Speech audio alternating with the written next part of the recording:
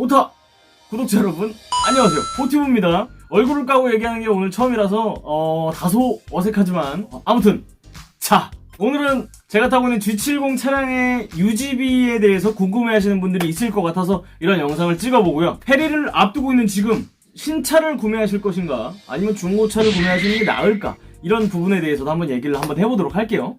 먼저 저는 이전 영상에서 15,000km를 주행한 1년 된 중고차를 구매했다고 말씀을 드린 적이 있고요. 4,250만원을 60개월 풀 할부로 구매를 했습니다.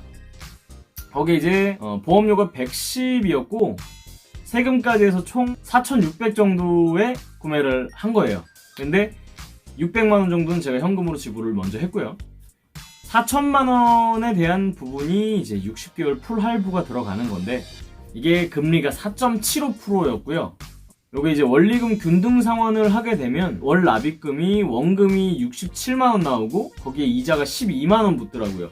한 달에 대략 80만원 정도가 고정 지출이에요. 거기에다가 20분 정도 거리에 출퇴근을 매일 하다 보니까 한 달 유류비가 20만원 정도가 나오더라고요. 그러면 저는 이제 80만원에 20만원, 100만원 정도가 고정 지출이고, 거기에 보험료가 한 달에 10만원씩 나간다고 보셔도 무방하니까, 그러면 한 110만원 정도, 100에서 110만원 정도가 기본 지출이에요. 물론 같은 조건의 신차를 구매하시게 되면 금액은 더 올라갑니다. 당연하죠. 총 금액이 커지니까.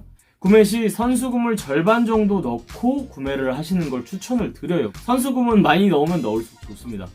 부담이 적어지니까. 그렇게 하시는 걸 추천드리지만, 나는 돈 쓸 데가 없다, 앞으로도 돈 쓸 곳이 없을 것이다, 솔로다 라고 하시는 분들은 풀할부 지르셔도 원하시면 지르셔야죠. 근데 하지만 추천은 드리지 않는다는 거. 월급이 250 내외다, 이건 예를 든 거예요. 차량에만 110만원 정도가 들어간다.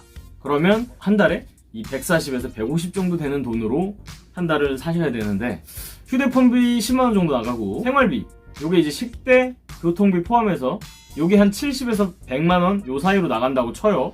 먹을 것도 사야 되고 휴지도 사야 되고 막 그러니까. 그리고 월세 50 내외 정도 나간다고 봤을 때 남는 게 없어요. 한 푼도 안 남아요. 마이너스 안 나면 다행. 남는 게 없다는 건 뭐다? 비상금이 없다. 비상금이 없다는 거. 비상금이 없는데 만약 차가 고장이 났다, 타이어를 교체해야 한다 라고 하면 이제 타이어 가는데 4짝 다 해가지고 50에서 60 정도, 그 정도 나온다고 보셔야 되고, 60 내외? 라이트 하나 깨지면 24만원, 엔진오일 한번 갈면 10만원 돈 깨져요. 죄송합니다. 밑에서 자꾸 올려달라 그래가지고. 저희 강아지 날도예요, 날도. 호날두. 차량에 사용하는 금액을 제외하더라도 그럼에도 불구하고 병원 갈 돈도 없습니다. 아파도 약도 못 먹어요. 약도 못 사 먹고 진료받기도 힘든 상황이 오는 겁니다. 그때는 카푸어가 되는 거예요. 진짜 이거 카푸어가 되는데, 친구 결혼식에 축의금 낼 돈도 간당간당해. 이렇게 되면 좀 문제가 있어요. 생활에 문제가 생길 수 있습니다. 많은 분들이 하시는 말씀이 연봉의 절반 정도 가격이 되는 차량을 구매하시는 게 유지가 쉽다라고 얘기를 하시는데, 그럼 예를 들면은 이제 250, 월급 250이라고 쳤을 때 그럼 연봉이 한 3,000 정도 되는 거죠. 그럼 3,000이라고 치면 1,500 정도의 차량을 구매하셨을 때 유지가 수월하다는 얘기예요. 맥시멈 2,000 정도? 자, 3,000 넘어가면 좀 많이 빡센, 3,000 넘어가면 아마 유지 힘들 것 같아요. 그러니 이제 풀할부는 웬만하면 좀 참으시고 선수금 넣고 구매하시길 바랍니다. 저도 풀할부를 해서 많이 자, 그러면 이제 다음 두 번째, 페리 앞두고 있는 상황에서 신차를 구매할지 아니면 중고차를 구매할지 뭐가 나을 것 같아요? 제 차량 같은 경우는 그 3.3 트림 풀옵션인데 5,600이었습니다. 5,600이었는데 1년 만에 감가가 한 1,400만원 정도가 감가가 된 거예요. 재고차를 구매했다든지 100에서 200 사이로 빠진다고 했을 때 200 빠졌다고 치면은 1년 만에 감가가 1,200 정도 된 거예요. 그리고 신차 구매 시에는 현대 자체에서 하는 그런 이제 프로모션 같은 게 있어서 금리를 좀 우대해 준다든지 이런 부분이 있습니다. 제가 신차 알아볼 때 금리 행사를 해서 2%대인가 3% 초반대 요 정도까지 가능했던 것 같아요. 은행 금리랑 따지면은 1% 이상 차이가 나요. 근데 기본 원금 자체가 크잖아요. 납입 금액은 굉장히 늘어나는 거기 때문에 중고를 추천하는 편입니다. 저 같은 경우는 딜러분을 굉장히 잘 만났어요. 그 딜러분이 그 본네트를 열었을 때 이렇게 돼 있는 건 절대 사시면 안 돼요. 볼트가 풀어진 자국이 있다거나 물자국이 있다든지 이게 이런 거는 절대 사시면 안 됩니다 이러면서 이런 부분에 대해서 저는 아예 몰랐어요. 아예 몰랐는데 딜러분이 그걸 다 알려주시고 뭐 보험 내역이나 이런 거 보시면서 직접 다 해주셨어요. 제가 뭘 할 필요가 없더라고요. 물론 알고 가야 되는 건 맞습니다. 좋은 분 만나면 그런 것까지 다 알려주세요. 그래서 저는 중고차를 구매하면서 그분한테 굉장히 많이 배웠습니다.